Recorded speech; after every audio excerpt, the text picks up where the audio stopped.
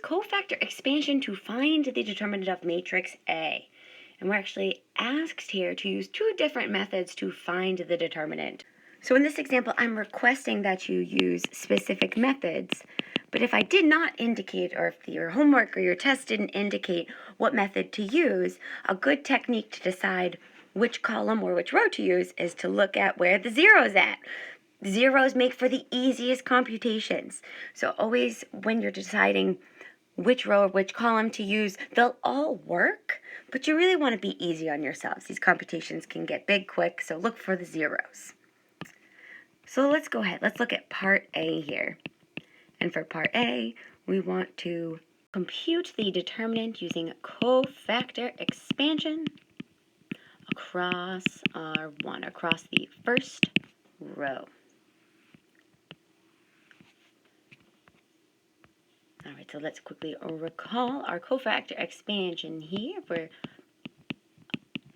applying across row 1, that is the entry in the first row, first column, times the corresponding cofactor, plus the entry in the first row, second column, multiplied by the corresponding cofactor, plus the entry in the first row, third column, multiplied by the corresponding cofactor. That is a tongue twister. So, looking at our given matrix here, we know that the entry in the first row, first column is 0. So this whole entry disappears, and we're only left with the last two terms. And if we wanted to take this even one step further, we can say that this is the entry in the first row, second column, multiplied by -1 to the 1 plus 2, multiplied by the determinant of the submatrix A sub 1, 2, plus the entry in the first row, third column, multiplied by -1 to the 1 plus 3, multiplied by the determinant of the submatrix A sub 1, 3. And so all we've done here is expand the cofactor forms. All right, so now that we have our general formula, we are ready to start our computation. All right, so we have the determinant of matrix A is equal to 5, and we can see -1 raised to the 3 is going to go to a -1. So we can rewrite this as -5, and this is multiplied by the 2 by 2 submatrix, 4, 2, 0, 1. And then we have A sub 1, 3, which is 1. And we have -1 to the 4th, which goes to +1. And this is multiplied by the 2 by 2 submatrix, 4, -3, 2, 4. And so this gives us -5 multiplied by 4 minus 0 plus 16 plus 6. And so we have -20 plus 22, which leaves us with a determinant of 2. And that is our beautiful final answer here for part A. So the determinant of matrix A using cofactor expansion across the first row is 2. And now we should get the same answer here when we look at part B. And so for part B, we want to apply that cofactor expansion. But this time, we want to go down the third column.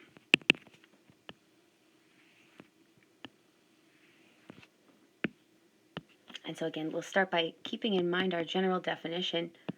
So the cofactor expansion, the determinant of matrix A using cofactor expansion down column 3 is going to be the entry in the first row, third column, times the corresponding cofactor, plus the entry in the second row, third column, times the corresponding cofactor, plus the entry in the third row, third column, multiplied by the corresponding cofactor. And shame on me, that second cofactor should be 2, 3. So if we take a minute here and think back to the original matrix A that was given, we had 0, 5, 1, 4, -3, 0, 2, 4, 1. Again, we're applying our cofactor expansion here down column 3. So we can see that the entry in the second row, third column, is 0. So that second entry is eliminated entirely. And expanding our cofactors, we are left with the entry in the first row, third column, multiplied by positive 1.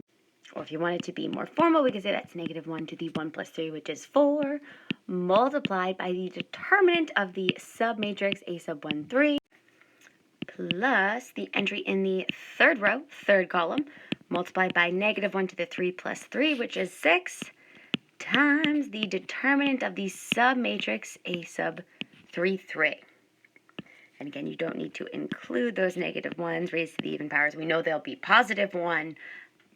Just rewriting it there for good practice. All right, so let's get to it. We have the determinant of matrix A is equal to the entry in the first row, third column, which is 1, multiplied by the 2 by 2 submatrix 4, negative 3, 2, 4.